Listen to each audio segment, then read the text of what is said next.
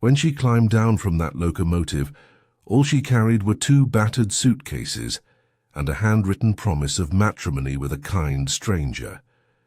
But waiting at the depot wasn't her intended husband. Instead, a young boy with bare feet brought heartbreaking news. Her betrothed had perished, leaving 6 motherless children in a dwelling that could barely withstand the relentless prairie storms. What choice would you make? Walk away and leave them to struggle alone, or gamble everything to create a family built purely on compassion?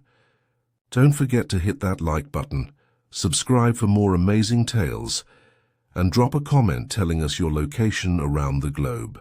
This story will transform your understanding of what truly creates a family bond. The locomotive's horn pierced the endless expanse like a knife slicing through stillness, its haunting wail reverberating across the boundless grassland that extended toward a skyline colored in copper and gold. Clara Mayfield placed her hand against the cool glass, sensing the tremors pass through the window and into her bones, settling deep within her chest where dreams once flourished. Her own image gazed back from the darkening pane, sunken eyes, angular cheeks, bearing the distinctive thinness that came from countless skipped dinners and endless nights spent weighing coins against basic needs. The reflection revealed someone who appeared older than her 26 years, weathered by months of careful destitution that had taught her to remain unnoticed, unseen, unmemorable. Resting in her hands was Richard Walker's correspondence, softened from constant reading. The writing faded where her tears had dropped during her journey's darkest hours. His promises had become her daily prayer, a dwelling on the hillside overlooking flowing water, 7 hens providing fresh eggs at daybreak, a compassionate man seeking partnership in the frontier's vastness. Most treasured of all was the phrase she'd committed to memory. A lady of fine character would discover herself embraced. In a home where gentleness holds more value than wealth. Her belly had been hollow for 3 days, surviving on memories of her final proper meal, a thin broth at a Kansas City lodging house. The conductor's dining announcements had transformed into torment, each call reminding her of her desperate situation.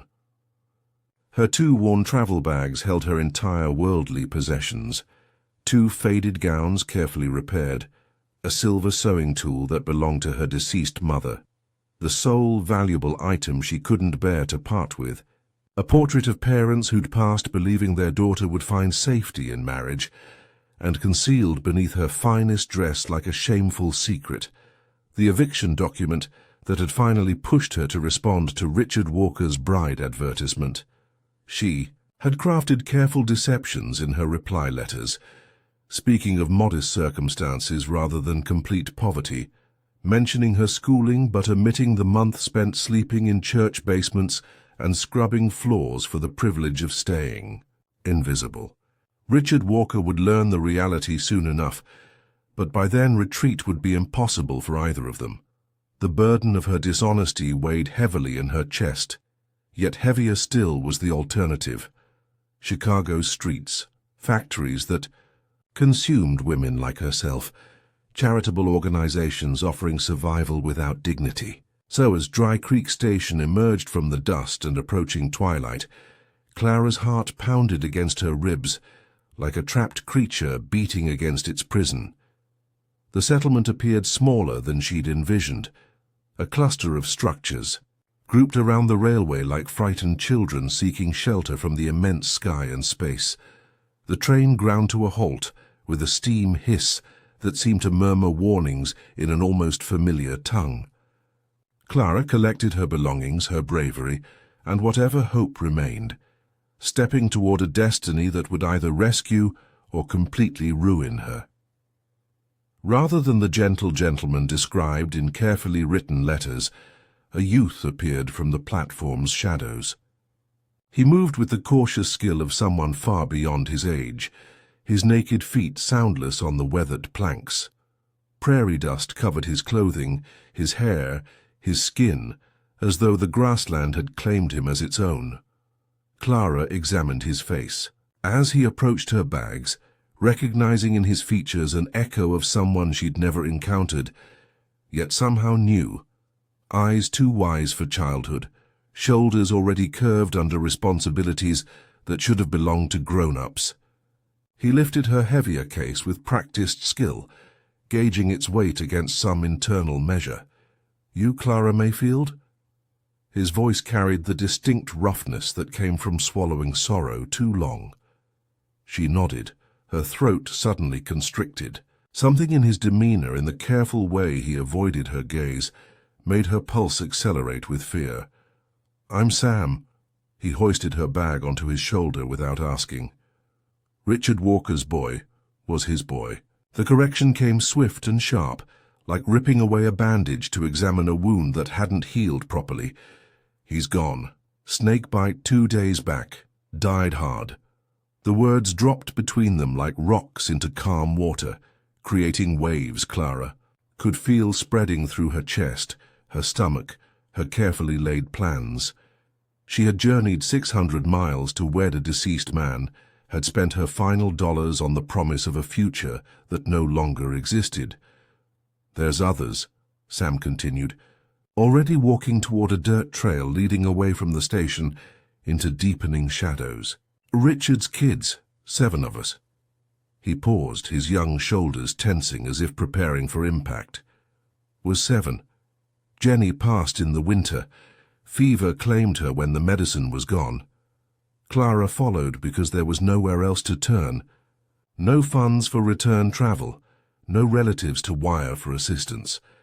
Her feet moved automatically while her mind fought to process this new reality. No spouse, no security, no future except what awaited at this dusty path's end, where a boy carried her possessions toward an uncertain destiny. The sun hung low on the horizon, bathing everything in amber and rust. Somewhere distant, a coyote howled to its pack, the sound solitary and untamed, perfectly matching Clara's sudden realization that she had stepped beyond the edge of the familiar world into something enormous and merciless. "How much further?" she asked, surprised her voice. "Remain steady. About a mile. House sits up the slope beyond the water." Sam's pace never wavered, but she noticed him glancing back as if measuring her stamina. Fair warning. It's not what Richard described in his writing. The man had a gift for seeing things rosier than reality. Clara absorbed this news like another small wound. Naturally, the truth would disappoint the promises. Everything in her experience had taught her that hope was a luxury beyond her means. As they traveled, the landscape's enormity pressed around them. No visible neighbors, no clear escape paths, no safety net beyond what they might build themselves. The isolation was profound and frightening, and magnificent simultaneously.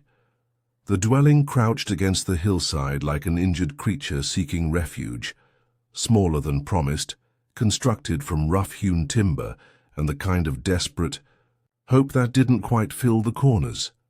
Clara's spirits fell as she processed the gap between expectation and reality. One room, a stone chimney tilting slightly leftward, like someone drunk trying to stand upright. Windows covered with treated paper instead of glass. Smoke rose from the chimney in a thin, uncertain thread, and she could hear voices within, children's voices, carefully controlled to avoid attracting attention from whatever dangers they'd learned to fear. Sam placed her bags beside the entrance and faced her completely for the first time. "Like I mentioned, it's not much, but it's what we have." The door opened before he could knock, revealing a girl of perhaps 12 with unnaturally serious eyes and hair braided so tightly it stretched the corners of her face. She wore a dress, made for someone larger, altered and shortened but still hanging on her small frame like borrowed dignity. "Ruth," Sam said by way of introduction, "Richard's eldest." Ruth studied Clara with the kind of thoroughness typically reserved for market livestock. Her examination took in Clara's traveling dress quality, her bags worn leather, the particular paleness from city living and irregular meals. "Dinner's almost ready," Ruth finally announced, stepping aside to allow entry. Inside, 5 more pairs. Her eyes examined Clara with the wariness of creatures who'd learned not to trust easily. The room smelled of wood smoke and something deeper, the distinctive poverty of too many mouths and too little sustenance, seasoned with grief's lingering sweetness that hadn't quite settled into acceptance. An infant slept in a wooden box. Near the hearth, his tiny fist pressed against his cheek with the unconscious faith of the very young. 2 other children, a boy and girl who might have been twins except for their height difference, stood near a table crafted from rough planks and hope. A smaller girl, perhaps 5, peeked from behind Ruth's dress like a cautious bird unsure whether to trust the offered seed. Ruth returned to a stove that had seen better decades, stirring something in a pot that produced more vapor than substance. The sight of her small hands managing the large spoon, the careful way she tasted and adjusted, spoke of duties that should have belonged to adults. "Soup," Ruth announced without looking up. "Got 2 beans remaining and part of a potato. Should stretch if we're cautious." Clara watched the girl divide the thin broth into bowls, 7 bowls arranged on the makeshift table, though only 6 children remained to eat. The 7th bowl sat waiting in the place of honor, as if Jenny might return from whatever winter had claimed her. The silence stretched taut as a violin string about to break. These children were evaluating her, just as she was evaluating them. They had survived loss and want, and the particular cruelty of a world with little patience for orphaned children. She was simply another uncertainty in lives already too familiar with disappointment. Tom, the quieter twin, spoke without meeting her eyes. "You staying to eat?" The question carried more weight than its simple words implied. Clara understood. This was simultaneously a test, an invitation, and a challenge. She set down her case and began removing her traveling gloves finger by finger, buying time to think and allowing the children to observe her reactions.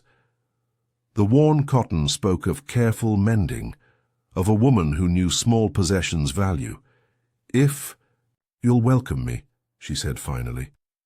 Ruth nodded once, a sharp movement suggesting approval withheld but not refused. Clara examined her case's contents with fresh eyes, seeing her meager belongings not as evidence of failure, but as potential offerings.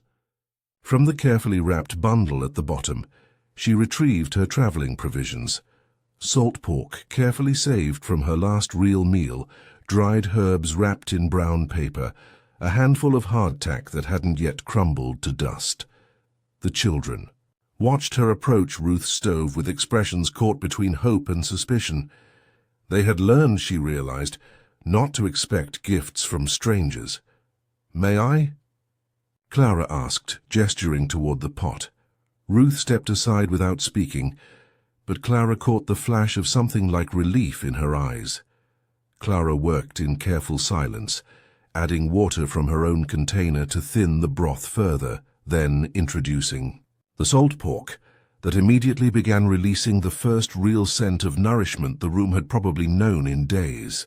The dried herbs followed, sage and thyme her Chicago landlady had given her for the journey, meant to prevent travel sickness, but serving now as the difference between survival and sustenance. The transformation was immediate and profound. The children drew closer, pulled by the promise of actual food, their carefully maintained composure beginning to crack at the edges. The baby woke to the aroma and began the demanding cry of someone who understood hunger, but not patience. "Jonah," Ruth said, moving to lift the infant from his wooden cradle. "He's been restless all day, probably growing." Clara watched Ruth settle the baby against her hip with the practiced ease of someone who'd been mothering before she should have known what mothering meant. The sight of this child caring for a child squeezed something painful in Clara's chest. She continued improving the soup, adding water to stretch it further, adjusting seasonings with the careful precision of someone who'd learned to make much from little. When she finally deemed it ready, she helped Ruth portion it into 6 bowls. Not 7. Jenny's bowl remained empty, a place setting for memory. Ruth accepted her bowl with something that might have been gratitude carefully disguised as acceptance. The other children, Tom and Mary, who Clara now realized were indeed twins Alice, the shy one still clinging to Ruth's dress, and Sam, who had carried her bags and bad news with equal steadiness, gathered around the rough table with the reverent attention of communicants approaching the altar. Clara did not eat. She stood by the window, watching the children consume what she had given, understanding that this moment was an interview conducted in sips and grateful silence. They were deciding whether she might stay. She was deciding whether she could. The late afternoon light slanted through the treated paper windows, casting everything in amber, like a memory being formed in real time. Outside, the wind carried the creek sound and the vast loneliness of land that demanded everything and promised nothing in return. When the bowls were empty, the children looked at her with subtly changed expressions. Not trust. That would come later, if at all, but recognition. She had fed them without feeding herself. In their world, Clara was beginning to understand, such gestures carried covenant's weight. After the children had settled into whatever arrangements passed for beds, blankets on the floor arranged with mathematical precision to share warmth, bodies curled together like puppies in a litter, Clara found herself alone with decision's weight pressing against her ribs like something physical. She had enough money for return passage, barely enough to start over somewhere else somehow. The sensible thing would be to leave at dawn, thank these children for their hospitality, and seek her fortune in one of the growing cities where women might earn enough to survive alone. But sensible and possible weren't the same thing, and Clara had learned the difference through hard experience. The fire had burned low, casting shifting shadows that made the small room seem even smaller.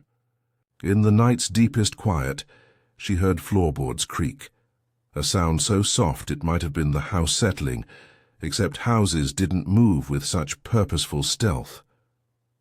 Ruth materialized from the darkness, moving with the careful silence of someone accustomed to midnight vigilance. She settled beside Clara near the dying fire without speaking, her presence a question rather than an intrusion. For long minutes they sat in companionable silence, 2 females of different generations but similar understanding. Finally, Ruth spoke in a whisper barely louder than breathing. "He wrote about you. Richard said you were coming to make a family with him. Did he?" Clara kept her voice equally low, conscious of the sleeping children. "Want to see?" Ruth disappeared into the shadows and returned with a leather journal, its pages worn soft from handling. She placed it in Clara's hands like an offering, like a test, like a confession. Under the loose board by the back wall. "I've been keeping. It's safe since he died. Didn't know if I should show the others."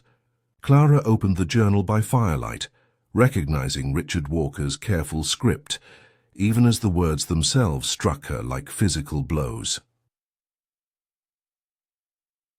March 15th. Wrote to Clara Mayfield today. She seems educated, gentle. Mentioned she has no family. Nearby. That might be a blessing considering what I need to ask of her. March 30th. Clara's letter arrived. She writes of looking forward to a quiet life, to contributing to a household. Doesn't know yet what kind of household this is. Should I tell her about the children in my next letter?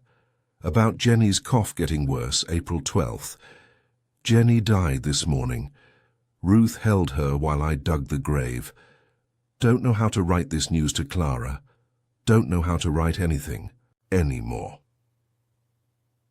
May 1st.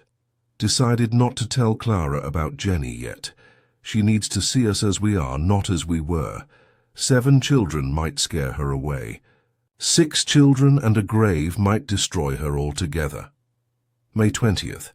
Clara Mayfield arrives June 3rd. She must be treated with gentleness. She has nothing, but we will share what we have. If something happens to me, she should know that 6 children here need what she has to give. Not just food or shelter, but the kind of caring that remembers what it means to be held. Ruth watched Clara's face as she read, studying each expression with the intensity of someone whose survival depended on reading people accurately.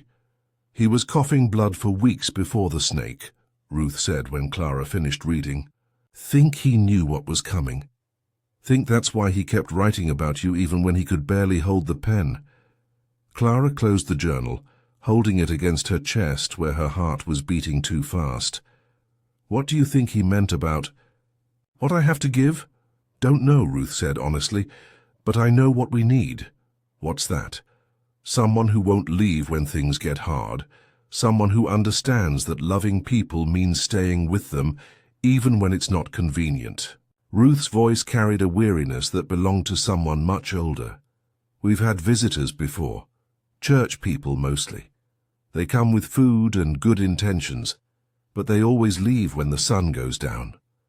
Clara studied Ruth's profile in the firelight, seeing in it the sharp intelligence of someone who'd learned to survive by understanding human nature in all its disappointing complexity.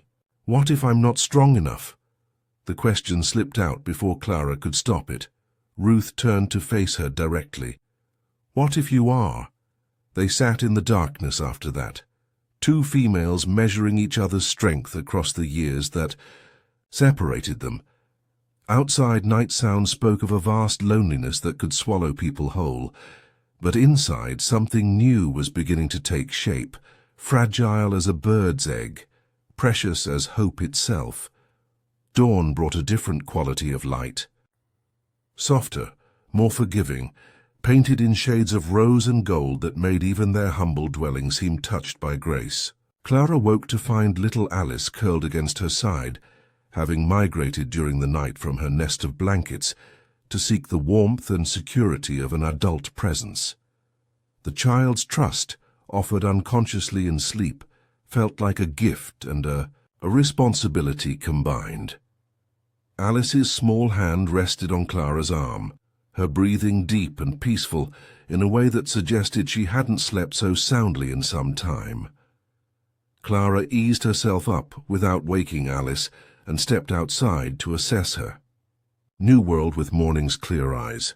The land stretched endlessly in all directions, broken only by the creek's snaking line and the skeletal remains of what might once have been a larger homestead. This was isolation beyond anything she had imagined. No neighbors visible, no church bells marking the hours, no easy escape should circumstances become unbearable. But there was also beauty here that took her breath away. The sunrise painted the sky in impossible colors, and the air carried the sweet scent of prairie grass and the distant promise of wild flowers. This was a place where a person could disappear entirely for better or worse. Sam emerged from behind the house, carrying a water bucket and moving with the purposeful efficiency of someone much older than his years. His damp hair indicated he'd already completed his morning wash at the stream, and while his clothing showed wear, it remained neat and clean. "Good morning," he offered, placing the water pail down while examining her expression as though searching for traces of her final decision. "Good morning," Clara replied, motioning toward the sprawling countryside. "This place has such beauty." "Richard used to mention that," Sam responded with measured neutrality in his tone. "He'd say the earth was tough but honest, tend to its needs, and it'll provide for yours in return." "And everything else? Food, clothing, medical care during illness?" Sam responded with a shrug that reflected the practical wisdom of someone accustomed to life's limitations. "We work it out along the way. always managed before.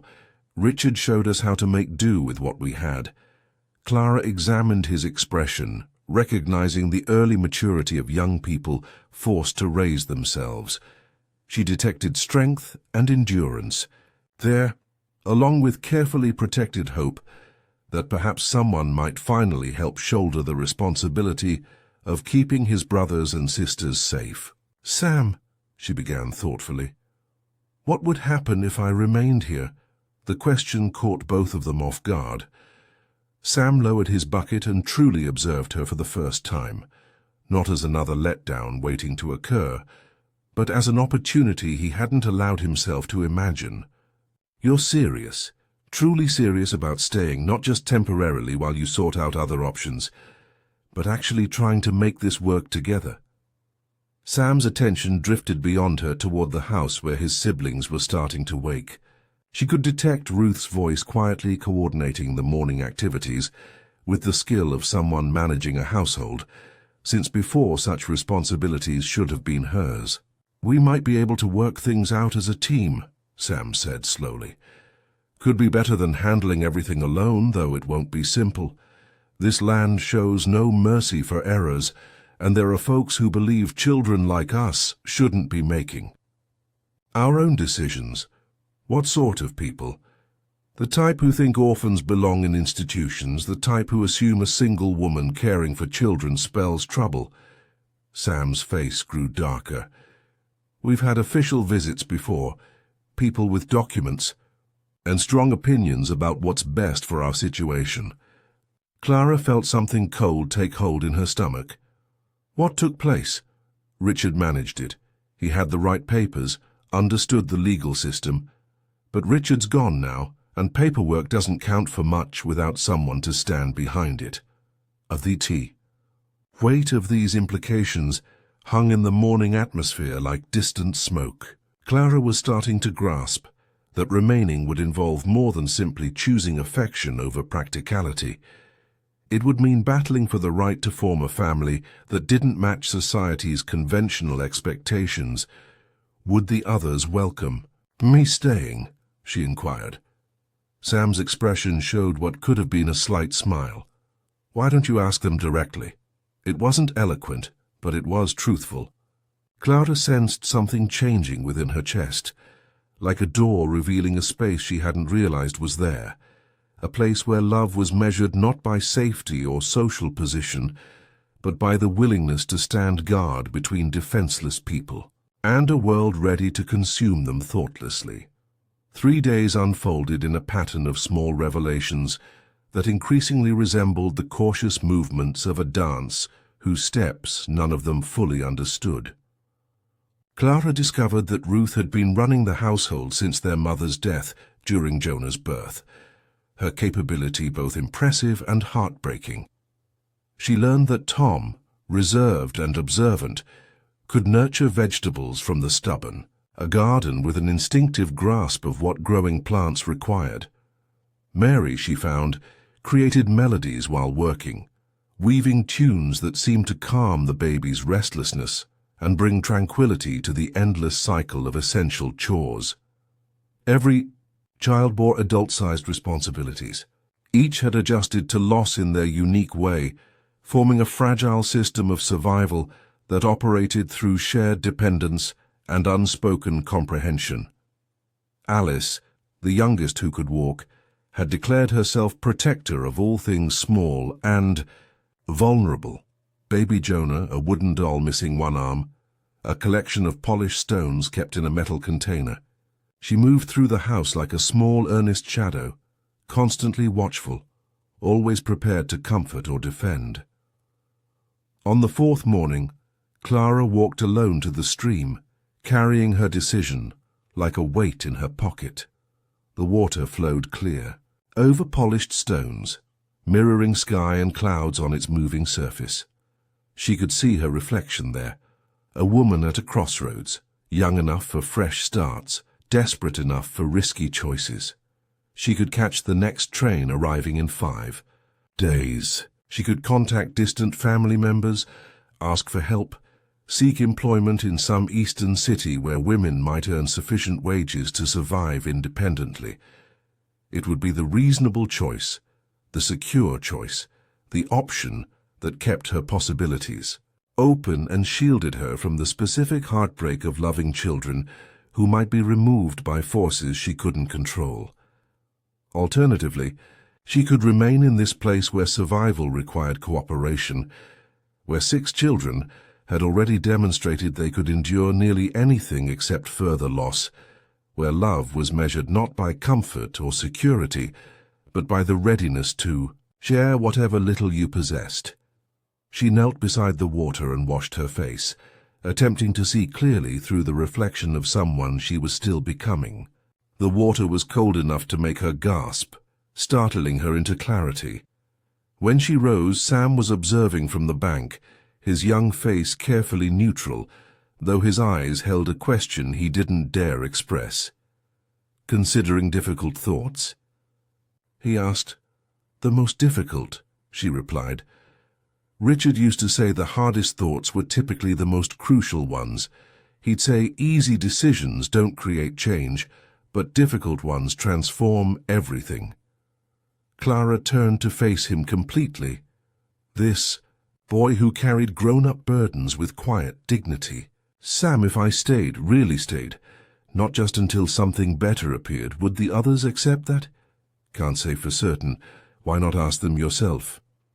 That evening, after sharing another modest meal that Clara had helped expand into something approaching fulfillment, she gathered all 6 children around the table and spoke honestly in words chosen for truth rather than comfort. "I can leave," she stated simply. "I have money for train passage, and there are places I could go, work I could find. Or I can stay, and we can attempt to build a family together. No guarantees except the commitment to try." Ruth spoke first. As Clara had anticipated, "What would staying mean for you? I mean, what would you gain from it?" The question was pointed, practical, born from experience with adults whose generosity carried hidden prices. Clara met Ruth's gaze directly. "A place to belong, meaningful work, the opportunity to help raise children who are already stronger and more courageous than most adults I've encountered." "What about when we fall ill?" Tom asked. "Or when funds run out, or when people arrive asking about papers and legal guardianship?" "Then we solve it together," Clara answered. "I don't have every answer, but I have 2 hands and the willingness to work. Sometimes that's sufficient to begin with." Mary glanced up from the small wooden horse she was crafting for Alice. "Would you try to change us? Make us different from who we are?" "I'd try to help you become who you already are, only more completely." Sam was the final one to speak. "What if we make the wrong choice? What if staying together makes things worse rather than better?" Clara felt the weight of all their gazes, all their hopes and fears and carefully guarded dreams. "Then at least we'll have chosen it together, and perhaps that has value, even if it doesn't work out perfectly." When the vote came, it was unanimous, not enthusiastic, as these children had learned to be cautious of enthusiasm, but solid, thoughtful, genuine. Ruth retrieved Richard's journal from its hiding spot and placed it at the table's center like a sacred agreement. "Then we're family now," she said simply. "All of us." Clara reached across the table and touched the weathered leather cover, feeling the weight of promises made and honored, of love chosen over convenience, of a future that might prove challenging, but would never be hollow. Summer progressed, bringing with it a routine that felt increasingly like home, despite the persistent undercurrent of uncertainty that seemed to flow through their daily existence. Clara had written to the railroad refusing her return ticket in a letter that felt like destroying bridges behind an advancing force. Each day, she and the children worked to better their situation, repairing what could be fixed, planting what might flourish, learning each other's patterns and requirements.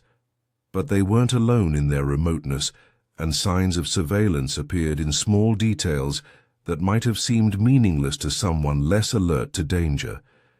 Tom was first to spot the smoke rising from the eastern ridges, thin columns that appeared at irregular times, never from the same location twice, always positioned to provide a clear view of their small homestead. The fires were too regular for travelers, too strategically placed for accidents. "Could be cattle herders," Ruth suggested, when Tom brought his observations to the family council they had started, holding each evening. But her voice carried the particular uncertainty of someone who had learned to expect the worst from unknown observers. "Could be trouble," Sam said more directly, cleaning his father's rifle with the careful attention of someone who knew that appearances mattered, even when bullets were limited. Clara felt the children's tension like a physical presence in the house, a tension that made them speak more softly, move more cautiously, glanced toward the windows with expressions of barely contained fear. They had learned not to trust the unknown, and she was beginning to understand their reasons. A woman alone with 6 children would be viewed as either victim or problem by certain types of men, too defenseless to be ignored, too unconventional to be left undisturbed. The isolation that had seemed peaceful during her first days now felt dangerous, like standing on ice that might crack without warning. She began cataloging their defenses and resources with the systematic precision of someone preparing for a siege. Their closest neighbors lived 5 miles away, too distant to reach quickly in an emergency. They had no horse, no telegraph access, no way to call for help except their own resourcefulness and determination. The rifle Sam cleaned so carefully contained exactly 3 bullets. Richard had left a modest supply of provisions, but nothing designed for extended resistance against determined threats. That night, Clara found herself checking the door repeatedly, ensuring the wooden bar was secure, testing the strength of hinges that suddenly seemed fragile against the vast darkness outside. The children slept restlessly, and she realized they had all been watching those hills, all been calculating dangers she was only beginning to understand. The responsibility for their collective safety settled across her shoulders like a burden. She hadn't requested but couldn't abandon. For the first time since arriving at Dry Creek, Clara began to comprehend that love alone might not be enough to protect the family she was attempting to build. In the pre-dawn darkness, she stood at the window and watched for signs of movement in the hills, her mother's silver thimble pressed against her palm like a charm. Somewhere out there, unknown eyes were observing, waiting, planning something that would test every promise she had made and every connection they had begun to form.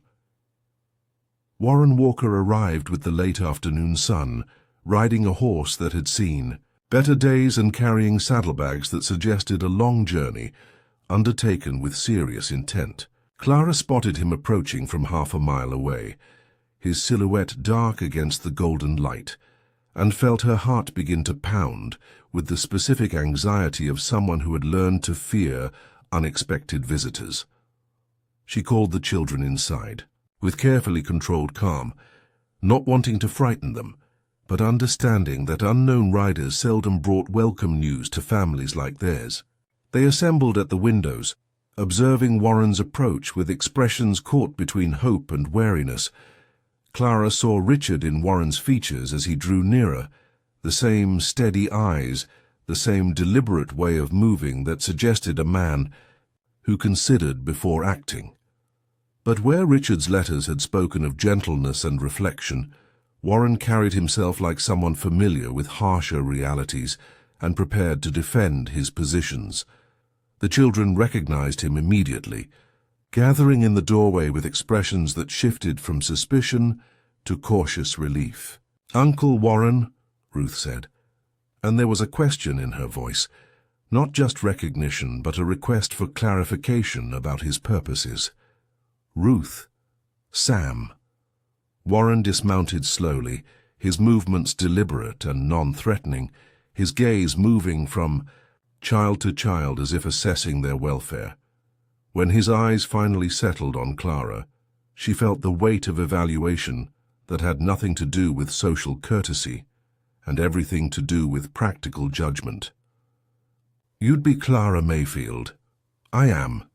She stepped forward, positioning herself between Warren and the children in a gesture that was purely instinctive. "Heard you decided to stay on." His voice carried neither approval nor disapproval, just a careful neutrality that revealed nothing of his thoughts. "We decided together," Clara corrected, and saw something shift in Warren's expression. Approval, perhaps, or at least acknowledgement that she understood the distinction. Warren's mouth curved in what might have been a smile. Richard thought, "You might. Smart man, my brother. Had a gift for seeing what people were made of before they knew it themselves." From his saddlebags, he withdrew another journal identical to the one Ruth had shown Clara, and a small iron key whose weight seemed disproportionate to its size. "Richard concealed things," Warren explained, his voice lowering to accommodate the children who had crept closer, drawn by the promise of secrets revealed. "Important things.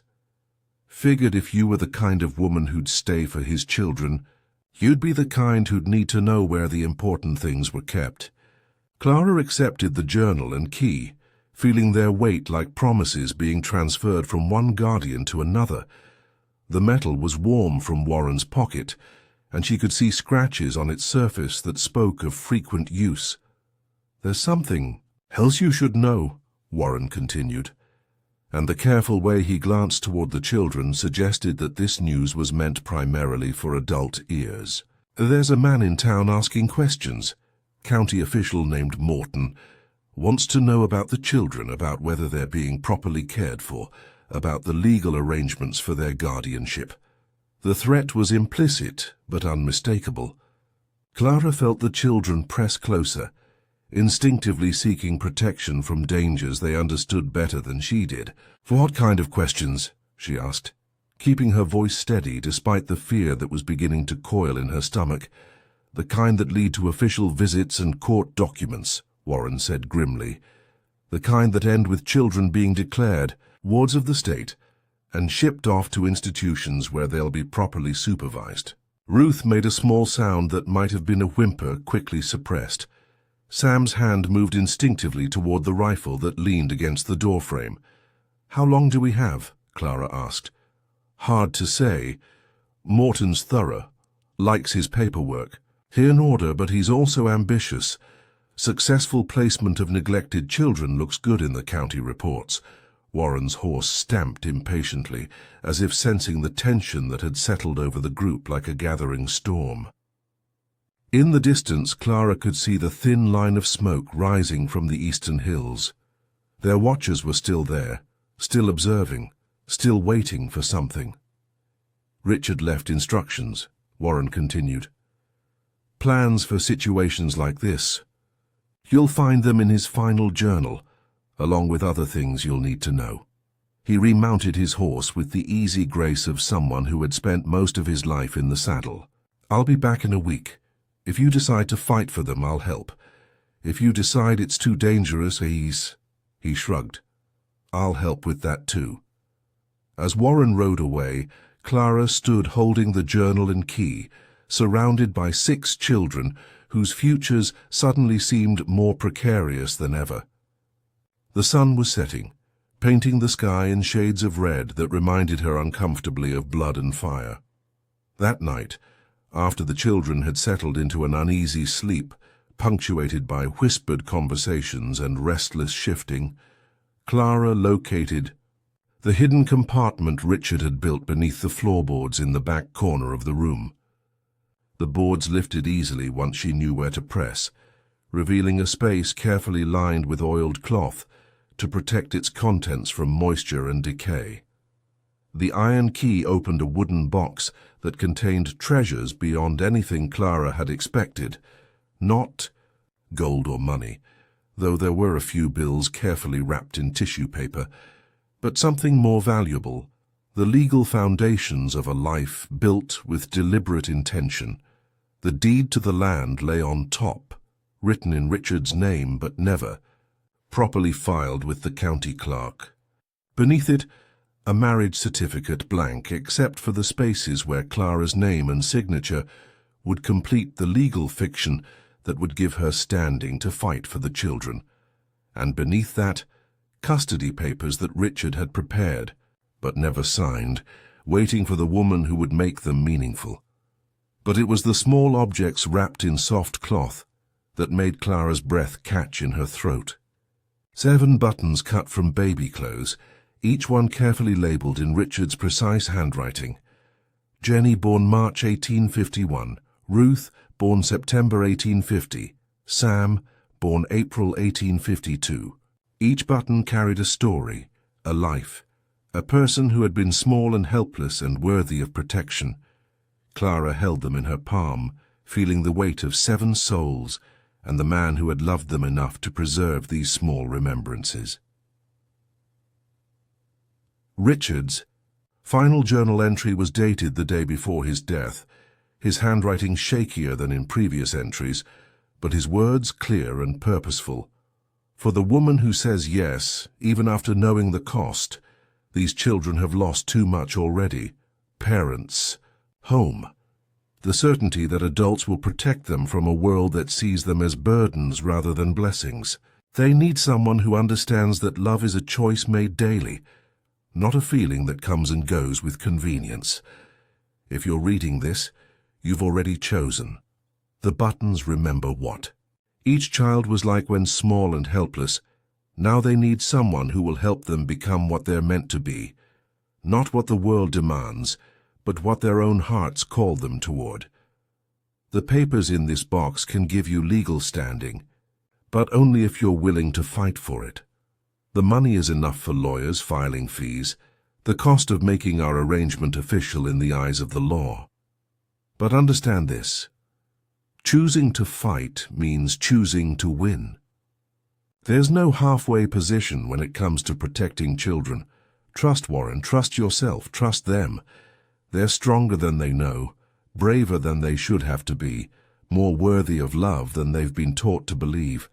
Clara closed the journal, holding it against her chest where her heart was beating too fast. The children lay sleeping around her with that special quietness of those who'd mastered the art of becoming invisible, even while dreaming. He thought this through, she murmured to Warren, who stood watching from the threshold, his face showing equal parts sorrow and resolve. Richard was always thinking ahead of the problems. Warren nodded in agreement. The real question is, are you prepared for whatever's coming through that window next? Clara could make out the dancing flames of firelight across the far-off hills. The observers remained in position, still keeping watch for something. Maybe this very moment when the woman who'd taken in his children would need to choose if love was worth risking the loss of everything. What happens now, she asked. Battle for them. Battle to keep them with you. Battle to demonstrate they're in better hands here than stuck in some facility where they'll get meals and beds but be forgotten. Warren's words carried the heaviness of someone who knew this reality firsthand. Battle to prove to everyone that families are something you create, not just something you're born into. Clara tightened her grip around the buttons, their sharp edges digging into her palm like tiny anchors. How do we begin? Start with the paperwork. Get the legal side handled first, then make it genuine. But know this, once you put your name on those documents, there's no turning back. You'll be answerable for 6 lives in a world that doesn't much worry about whether kids like these survive or perish. Clara surveyed the cramped room that had become her sanctuary, looked at the sleeping children who'd become her reason for being, studied the man offering her the opportunity to make official what her heart had already embraced. When can we begin? Warren's grin was razor-sharp and twice as lethal. Tomorrow, but first you've got to grasp what you're up against. When illness arrived, It crept in like a burglar in the darkness, moving through their modest home with the cruel precision of diseases that prey on the defenseless. Clara awakened to Mary's struggling breaths, the little girl's body blazing with fever that soaked through every rag and cover they could gather. Hours later, the sickness had claimed more victims. Tom shook violently. Little Alice's face flushed crimson with glassy, distant eyes, even tiny Jonah radiating heat from his small frame like a coal stove. Only Ruth and Sam stayed healthy, as though their years of caretaking had somehow protected them from the specific despair that follows childhood sickness. For 4 endless days and nights, Clara drifted between them like her own shadow, switching out bedding with robotic movements, coaxing spoonfuls of soup past parched lips, humming the same lullabies her mother had sung during her own childhood fevers. Her universe shrank to the space connecting 6 tiny beds, and the endless routine of nursing, cooling, soothing, pleading with whatever powers might hear the frantic prayers of a woman attempting to preserve a family through pure determination. Ruth, thankfully spared, tended to baby Jonah while Clara concentrated on the most critical cases. Mary, whose temperature climbed so dangerously high she conversed with invisible people, and Tom, who'd stopped taking food completely and lay with the frightening stillness of someone whose body was using every ounce of energy just to keep breathing. Sam, despite battling his own fever, refused to quit helping with water and firewood, his young face set with the unwavering determination of someone who knew his family's survival might hinge on his ability to work through his own suffering. There, home transformed into a haven of whispered prayers and desperate faith, filled with the sounds of labored breathing and Clara's constant movement as she journeyed from bed to bed, monitoring temperatures, adjusting covers, providing whatever comfort she could to children whose tiny bodies fought battles she couldn't wage for them. On the 3rd night, when Alice's fever finally broke with the suddenness of a summer thunderstorm passing, Clara at last allowed herself to sink beside the child's bed. She dreamed of her own mother's touch, cool and gentle, stroking her hair during some forgotten illness, whispering comforting words that had seemed like magical spells against pain and terror. She awakened to Alice's small hand resting against her cheek, the child's bright eyes studying her face with the intense focus of someone who'd learned to interpret emotions in the expressions of the adults responsible for her survival. "You stayed," Alice whispered, her voice hoarse from fever but certain in its conviction. "Where else would I go?" Clara asked, smoothing Alice's damp hair away from her forehead. Away from sick children who might die, away from trouble and worry, and responsibilities you never asked for. Clara sat up, examining Alice's face in the pre-dawn gloom. This child, not even 5 years old, spoke with the insight of someone who'd learned not to count on consistency from the grown-ups in her life. "Alice, did you believe I would abandon you?" "People do," Alice said matter-of-factly. "When things get tough, people find excuses to be elsewhere." Clara felt something shatter inside her chest.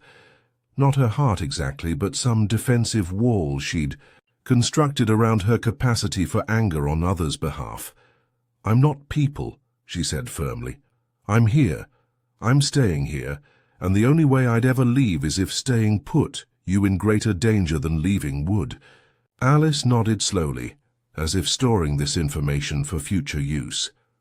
Around them, the other children slept more peacefully than they had in days, their fevers broken, their breathing steady, their small bodies beginning the gradual work of healing.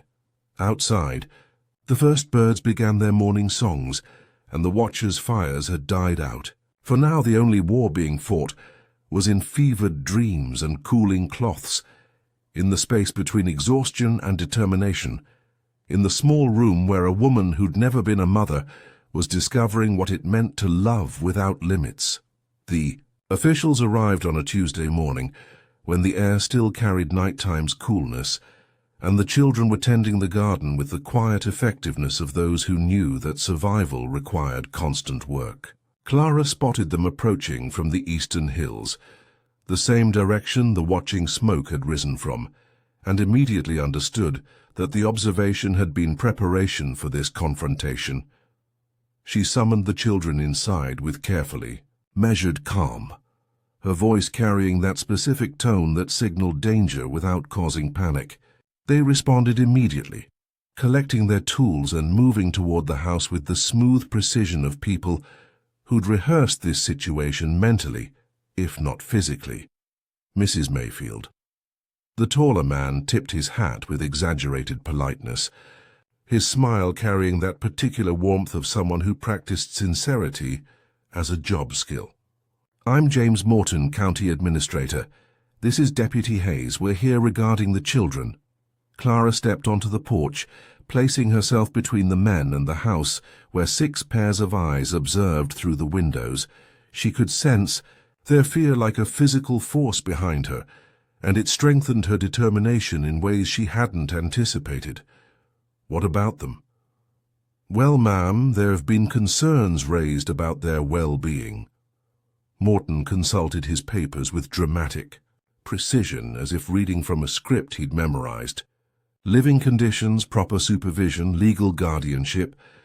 The county has an obligation to ensure that children in our area are receiving adequate care. They're receiving adequate care, Clara replied, from an unmarried woman with no legal authority and no apparent means of support. Deputy Hayes spoke for the first time, his voice carrying the weight of conclusions already reached. Ma'am, we have reports of illness, insufficient housing, children laboring beyond their years. Clara felt the ground shift beneath her feet, realizing that this was the moment all their watching and waiting had been leading toward. Who filed these reports? Concerned citizens worried about the welfare of minor children, Morton said smoothly. People who recognize that good intentions aren't sufficient when it comes to proper child-rearing. Behind her, Clara heard the soft sound of the door opening. Sam emerged first, followed by Ruth, both moving with the careful dignity of people, preparing for conflict. The other children crowded behind them, forming a small defensive formation that spoke of previous experience with official visits. This is our home, Sam said quietly, his voice carrying a steadiness that contradicted his years. Morton's smile was condescending in the way adults use when addressing children they consider incapable of understanding their own best interests. Son, you're too young to grasp what's best for you. The county has facilities, proper facilities, where you can receive education, medical care, and supervision appropriate to your ages and circumstances. No. Ruth's voice sliced through his practiced speech like a knife through fabric. We're staying here with Clara. Miss, you don't have a choice in this matter. These children are now wards of the county, subject to placement in appropriate institutions where they can what? Clara interrupted, her voice sharper than she'd intended. Be separated, lose contact with each other, become numbers in an institution's files. Morton's expression hardened, abandoning the pretense of sympathetic concern. Ma'am, you have no legal standing here. No marriage certificate, no adoption papers, no court-appointed guardianship. In the eyes of the law, you're simply a stranger who happens to be living with minor children. And in your eyes? Clara asked, studying his face for signs of genuine concern versus professional ambition. In my eyes, you're a woman who has taken on responsibilities beyond her capabilities, putting vulnerable children at risk through well-meaning but inadequate care. The confrontation stretched between them, and Clara realized that this moment would determine everything that followed. She could surrender to their authority, watch the children be taken away, and return to the life of careful poverty she'd escaped. Or she could fight for the right to love children who weren't born to her, knowing that the battle would be costly, dangerous, and possibly hopeless. Mr. Morton, she said finally, I'll need to see your warrants, your court orders, and any other legal documents that give you the authority to remove these children from their home.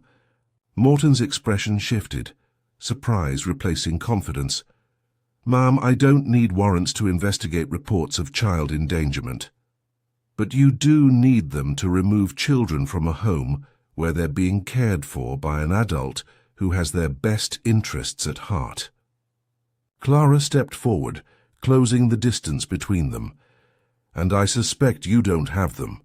Deputy Hayes moved his hand toward his weapon, a gesture meant to intimidate rather than threaten.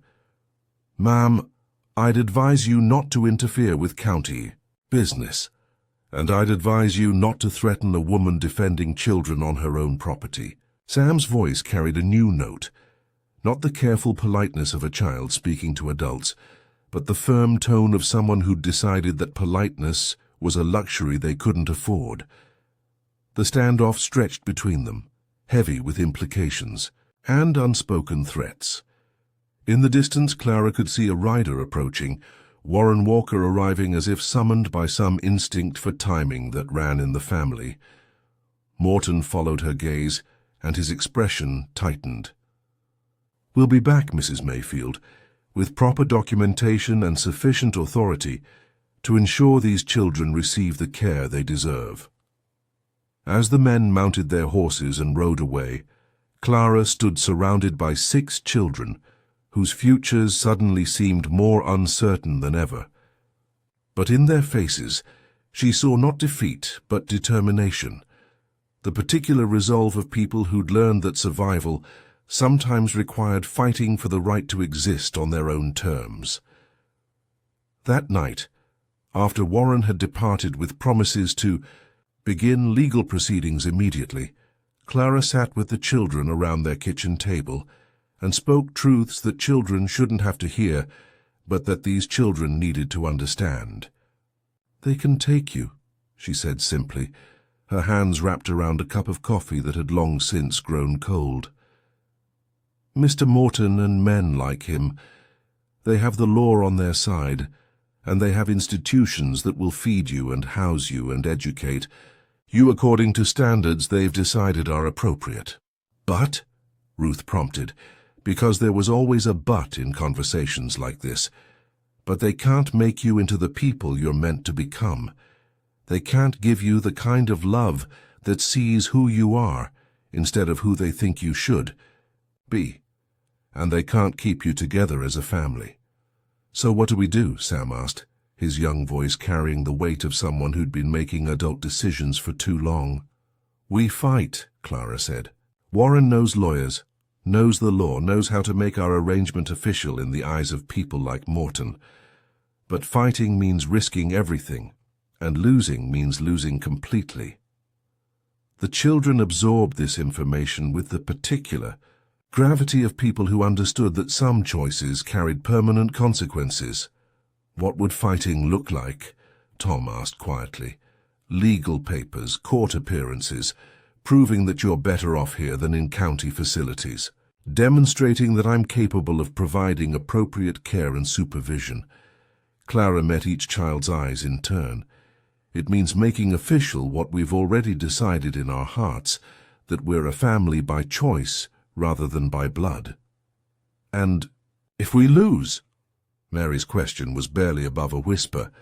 Then they separate you, send you to different institutions based on your ages and capabilities. You might see each other occasionally, but you wouldn't be a family anymore. You'd be individual cases managed by people who mean well, but don't know you. Alice climbed into Clara's lap, curling against her chest with the unconscious trust of someone who'd found safety and didn't want to lose it. I want to stay with you, she said simply, even if staying means fighting, even if fighting means risking losing.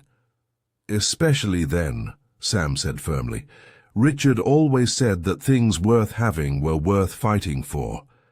Ruth was quiet for a long moment, her expression thoughtful in the way that suggested she was working through implications the others might not have considered. Finally she spoke.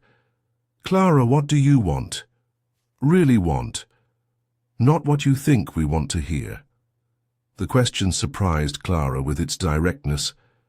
She looked around the table at these 6 faces that had become as familiar as her own reflection. These children who'd taught her that love was not a finite resource, but something that expanded to encompass whatever vessels were willing to hold it. I want to wake up every morning knowing that you're safe and loved and free to become whoever you're meant to be, she said honestly. I want to watch you grow up and make your own choices and know that you have a place to come home to when the world gets difficult. I want to be your mother in all the ways that matter. Then we fight, Ruth said simply, all of us together. The vote when it came was unanimous, not because the choice was easy, but because the alternative was unthinkable. They would risk everything to keep what they'd built, understanding that love without the willingness to defend it was just sentiment. Clara reached across the table and placed her hand over Ruth's, feeling the calluses that spoke of work beyond. Her years, the strength that had held a family together through loss and uncertainty. Then we're officially deciding to be a family, she said.